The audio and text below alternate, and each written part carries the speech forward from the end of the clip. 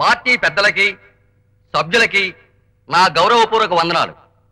ఈ రోజు మన రాష్ట్ర చరిత్రలోనే అపూర్వమైన రోజు. పౌరుషానికి, సాహసానికి, విద్యకి, విజ్ఞానానికి పేరొందిన ఆంధ్రదేశంలో ఎంతో మంది మేధావుల ఆలోచనలకి, ప్రజల ఆశయాలకి అనుగుణంగా మన పీపుల్స్ డెమోక్రటిక్ పార్టీ ఏర్పడింది. ఈ రోజున మన పార్టీ యొక్క 5వ వార్షికోత్సవాన్ని జరుపుకుంటున్నామంటే మనందరం నిజంగా ఎంతో గర్వించదగ్గ విషయం. అతి తక్కువ కాలంలో మేధావుల నుండి సామాన్య ప్రజానీకం వరకు సభ్యులుగా చేరి రోజు రోజుకి శక్తివంతంగా మారుతూ ముందుకు సాగిపోతున్న మన పార్టీ కలకాలం స్థిరపడాలని, రాజకీయంగా ఇంకా ఎన్నో విజయాలు సాధించాలని మనందరం ప్రతిజ్ఞ తీసుకోవాలి. మన పార్టీ 5వ వార్షికోత్సవ సందర్భంగా ఒక అపురూపమైన కేకును తమ సువర్ణహస్తాలతో కట్ చేయవలసిందిగా గౌరవనీయులైన మంత్రి గారు శ్రీ రంగవరప్రసాద్ గారిని మన పార్టీ తరఫున కోరుతున్నాను.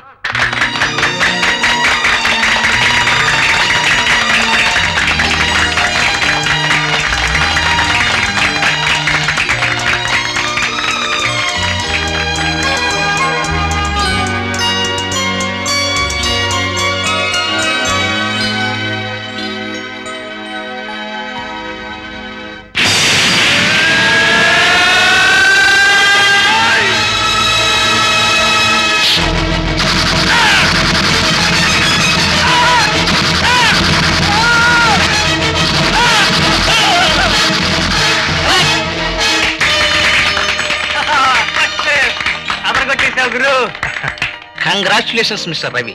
Really, your special effects are fantastic. Cinema ఇండస్ట్రీలో ఎంతో మంది స్పెషల్ ఎఫెక్ట్స్ ఇస్తున్నారు.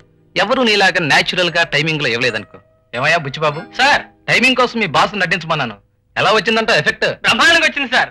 మా గురువు అని చెప్తాం కదా కానీ సార్, ఆయనకున్న బ్రెయిన్ కి హాలీవుడ్ లో పుట్టుంటేనా మా పని అదరహా సార్. ఏదో మీ అదృష్టం కొద్దీ, తెలుగు ప్రేక్షకుల పూర్వజన్మ సుకృతం కొద్దీ ఇక్కడ పుట్టా మీ ఇద్దరం. ముఖ్యంగా నా బ్రెయిన్ చూశారు. ఒరే మిస్టర్, గన్ను పిల్లల గంట సేపటికి బాగా రియాక్షన్ ఇచ్చావురా. నువ్వు సినిమాల్లో పైకి రావు గానీ ఇంటికెళ్ళి చింతపండు వ్యాపారం పెట్టుకో, బాగా పైకి వస్తావు. అయిందా నీ నస? అయినట్టుందే. సామాన్లు సర్దు, త్వరగా ఇంటికి వెళ్ళాలి. గురు మనకు రావాల్సిన పేమెంట్లు, మరి బేటాలు, ప్రొడక్షన్ మేనేజర్ బట్టి వసూలు చేసుకుంటే మన పని అదరహోదరా కదా. సరే చావు, రై రూమ్ లో పెట్టు. Hello, I'm Jyothi, journalist from Sitara. Hello. Hi Sitara. మీ ఇంటర్వ్యూ కావాలి. ఇంటర్వ్యూనా? సాధారణంగా మీ పత్రిక వాళ్ళు హీరో హీరోయిన్స్ తో ఇంటర్వ్యూ చేస్తారు కానీ మా లాంటి తెర వెనకుండే టెక్నీషియన్స్ తో ఇంటర్వ్యూ అంటారేంటి? సార్, ఈ రోజున ఓ సినిమా విజయానికి, గొప్పతనానికి కారణం తెర వెనుక ఉండే వ్యక్తులే ముఖ్య కారకులని తెలుసుకునే స్థితికి ఎదిగిపోయారు మన ప్రేక్షకులు. అందులోనూ చాలా కొద్ది మందికి తెలిసిన ఈ స్పెషల్ ఎఫెక్ట్స్ గురించి ఇంకా తెలుసుకోవాలి మన పాఠకులు ఎంతో ఆసక్తి చూపిస్తున్నారు. కరెక్ట్ అండి. అందులోనూ అదరహ లెవెల్లో ఎఫెక్ట్స్ క్రియేట్ చేసే నా గురించి, నా బాస్ గురించి అంతా తెలుసుకోవాలని తెగెదురు చూస్తుంటారని నాకు బాగా తెలుసు. ఈ వాగుడాపి నోరు మూస్తావా లేక పళ్ళు రాలగొట్టమంటావా? చూడండి, ఎక్స్ట్రీమ్లీ సారీ, ఈ రోజు ఇంటర్వ్యూ కుదరదు. ఆదివారం ఇంటికి రాగలరా? ష్యూర్, వస్తాను. ఇంటికి వస్తానంటున్నారు, నా అడ్రస్ మీకు ఎలా తెలుసు? తెలియనివి తెలుసుకోవడం మా డ్యూటీలో భాగంలేండి. అన్నట్టు అదరహ అన్నట్టున్నాయి మా ఫేసులు. ఫోటోలు ఇప్పుడు లాగేయకూడదు. ముందు ఇంటర్వ్యూ, తర్వాత ఫోటోలను. See you, bye. Bye. Hello, నేను సీయు, నేను బాయ్ బాయ్ బాయ్ బాయ్. అది సరే కాని గురు, యాపిల్ పండు లాంటి ఆడపిల్ల ఇంటర్వ్యూ అని అడిగితే మళ్ళీ రమ్మంటావేంటి గురు? అది సరే కాని గురు, ఇంటర్వ్యూ ఇచ్చేటప్పుడే నా గురించి కాస్తంత పొగుడు గురు. నా గురించి తెలియకపోతే ఆంధ్ర ప్రేక్షకులు బెంగెట్టేసుకుంటారు పాపం. చెప్తానులే, ఆంధ్ర ప్రేక్షకులకి నువ్వు సామాన్లు బాగా మోస్తున్నావు అని చెప్తాను. పెట్టెలు తీసుకెళ్లి వ్యాన్ లో పెట్టు, నేను డ్రెస్ చేంజ్ చేసుకొస్తాను. వెళ్ళు.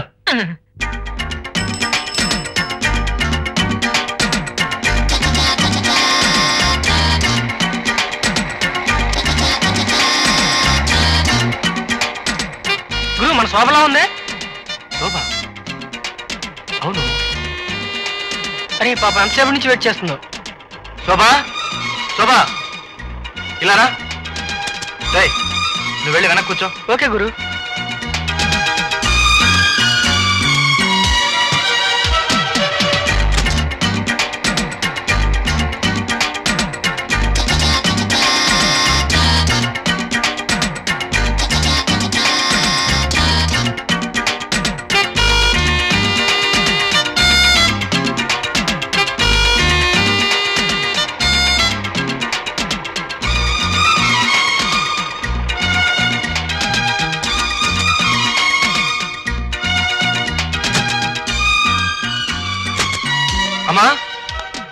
అమ్మా ఇవాళ షూటింగ్ ఫస్ట్ క్లాస్ గా జరిగింది. నేను చాలా టైర్డ్ అయిపోయాను. ఆకలేస్తుందమ్మా, టిఫిన్ కావాలి. ఇప్పుడే కదంట్రా వచ్చింది, 2 నిమిషాలు ఆగు. అవును, చెల్లా ఎక్కడ కనిపించింది? వాళ్ళ కాలేజ్ దగ్గర బస్ స్టాండ్ లో. అవును, డాక్టర్ నిన్ను కళ్ళజోడు వేసుకోమన్నారు కదమ్మా, వేసుకోమ్మా. నీతో పెద్ద తలనొప్పిరా. అలా చూస్తూ నుంచోపోతే అమ్మకి సాయం చేయొచ్చు కదా. అంత అమ్మ కష్టం చూడలేకపోతే వదిలి తెచ్చుకో. ఆహా, నాకు పెళ్ళా వస్తే నీకు మొగుడు వస్తాడని నీ ఆశ, అంతే కదా? పోనయ్యా. సరేలేరా, ఎప్పుడుండే గొడవేగా. టిఫిన్ చేద్దు గాని బుజ్జిని పిలు. వాడు రూమ్ లో సామాన్ పెట్టడానికి వెళ్ళాడు, వస్తాడులేమ్మా.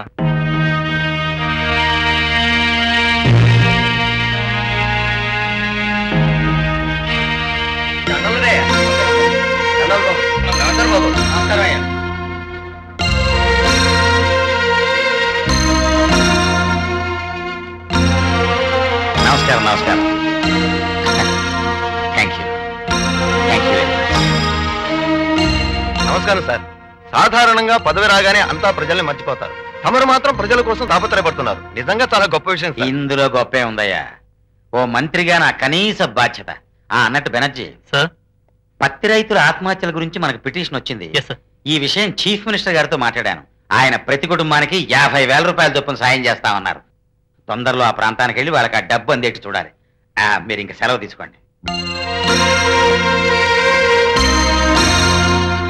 సార్, పాప మన పార్టీలో ఎంతో బాధ్యతగా పనిచేసిన తిరుపతి కొడుకండి. నమస్కారం సార్. ఉద్యోగం విషయంలో మీ రికమెండేషన్ కోసమని. చూడు బెనర్జీ, ఈ రికమెండేషన్ల వల్ల అర్హత లేని వాళ్ళు ఉద్యోగం సంపాదించుకుంటున్నారు. అర్హత ఉన్న వాళ్ళు శాశ్వతంగా నిరుద్యోగులుగా మిగిలిపోతున్నారు. అతనికి విద్యార్హత మెరిట్ ఉంటే ఉద్యోగం వస్తుంది, లేకపోతే రాదు. నన్ను మాత్రం ఇరకాటంలో పెట్టకండి. Very sorry.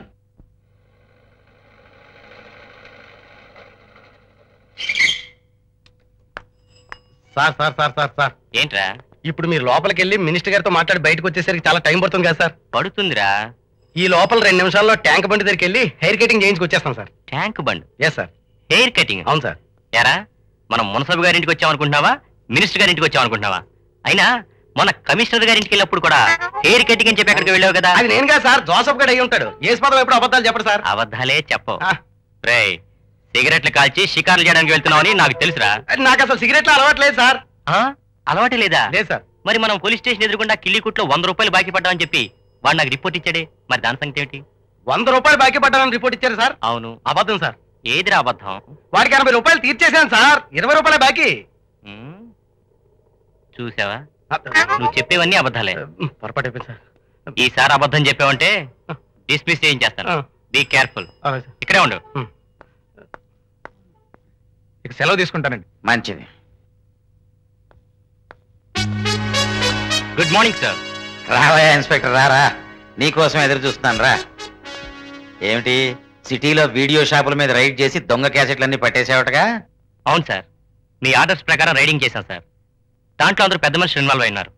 అయినా ఏమి ఆలోచించకుండా అరెస్ట్ చేసేసాం సార్. పెద్దవాళ్ళైనా చిన్నవాళ్ళైనా చట్టం దృష్టిలో అంతా సమానమే. నువ్వు చాలా డేరింగ్ గా డ్యూటీ చేస్తున్నట్టు నాకు వార్తలు అందాయి. కంగ్రాచులేషన్స్. Thank you sir. నా డ్యూటీ సక్రమంగా చేయాలంటే మీలాంటి పెద్దల సహకారం ఉండాలి సార్. ఉంటుందయ్యా, తప్పకుండా ఉంటుంది. అలాగే మీ సహకారంతో పాటు ప్రోత్సాహం కూడా చూపించి త్వరలోనే నాకు ప్రమోషన్ ఇప్పిస్తే. ప్రమోషన్ గురించి నువ్వేం వర్రీ కావద్దు. నీ సమర్థతని పై వాళ్ళు తప్పకుండా గుర్తిస్తారు. నేను కూడా గట్టిగా చెప్తాను వాళ్ళకి. Thank you sir. Good luck.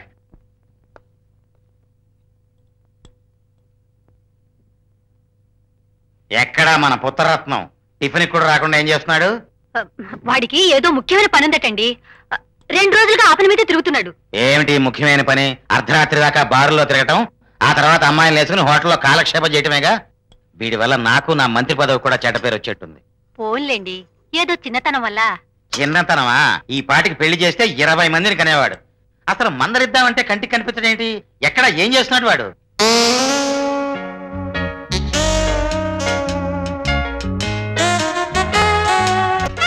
Hello, put me 222-121. తెయ్యం తత్తా తెయ్యం తాహ, తెయ్యం తత్తా తెయ్యం తాహ, తెయ్యం తత్తా తెయ్యం తాహ, తెయ్యం తత్తా తెయ్యం తాహ.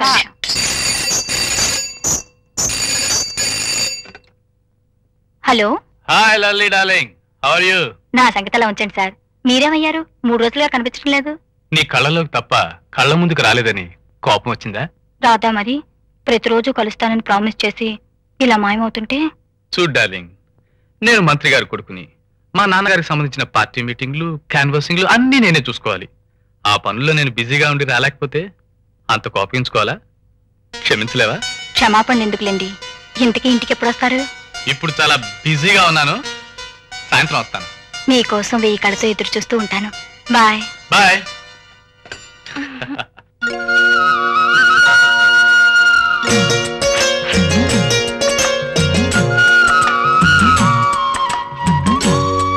Rambabu, tiffin ready. 1 minute. ఈ క్యాసెట్స్ అన్ని షాపుకు పంపించాలి. రేయ్ కర్రా, ఈ క్యాసెట్స్ అన్ని షాపుకి తీసుకెళ్లి సెపరేట్ గా ఉంచు. నేను 10 గంటలకు వస్తాను. Hello, Jyothi speaking. నేనమ్మా ఎడిటర్ని. Good morning sir. Good morning Jyothi. ఈ రోజు హీరోయిన్ రాగిని ప్రెస్ మీట్ ఉంది. రిపోర్టర్ రాజు ఇంకా రాలేదు. నువ్వు వెళ్ళి కవరేజ్ చెయ్యి. హాఫ్ అన్ అవర్ లో బయలుదేరి వెళ్తాను. సరేనమ్మా. ఎవరు ఫోను? ఆఫీస్ నుంచి మా ఎడిటర్ గారు ఫోన్ చేశారు.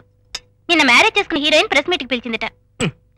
ఈ రోజు పెళ్లి ప్రెస్ మీట్, రేపు డైవర్స్ ప్రెస్ మీట్, ఎల్లుండి మళ్ళీ పెళ్లి, మళ్ళీ ప్రెస్ మీట్. మీ సినిమా వాళ్ళకి వేరే పనే లేరా? బాగుంది, అలానే ఉద్యోగం అనుకుంటావా అన్నట్టు. రాంబాబు, మా ఎడిటర్ గారు ర్యాంబో 3 మన షాప్ లో ఉంటే తీసుకురమ్మని చెప్పారు. ఓ బాగుంది. నేను ఈ వీడియో షాప్ పెట్టింది ఓసీలో క్యాసెట్లు పంచి పెట్టడానికి కాదని ఆయనతో చెప్పు. ఈ షాప్ మీద డబ్బులు సంపాదించి మా సిస్టర్కి బ్రహ్మాండంగా పెళ్లి చేయాల్సిన బాధ్యత కూడా ఉందని చెప్పు. సర్లే, ఛాన్స్ దొరికింది కదా అని నీ బాధ్యతల గురించి స్పీచ్ ఇవ్వనక్కర్లేదు. ఆయన త్వరలో సింగపూర్ వెళ్తాన్నారు. అక్కడి నుంచి కొన్ని మంచి క్యాసెట్స్ ఫ్రీగా తెచ్చిస్తున్నారు. Very good. అంత ఉదార స్వభావం అతనికి ఉన్నప్పుడు మనం కూడా ఉదారంగానే ఉందాం. అతనికి ఏమేం క్యాసెట్లు కావాలో అన్ని తీసుకెళ్ళు. ఓకే? ఓ గాడ్, టైం అయిపోతుంది. ఆ ప్రెస్ మీట్ చూసుకుని అక్కడి నుంచి ముఖ్యమైన ఇంటర్వ్యూ తీసుకోవాలి. బయలుదేరుతాను.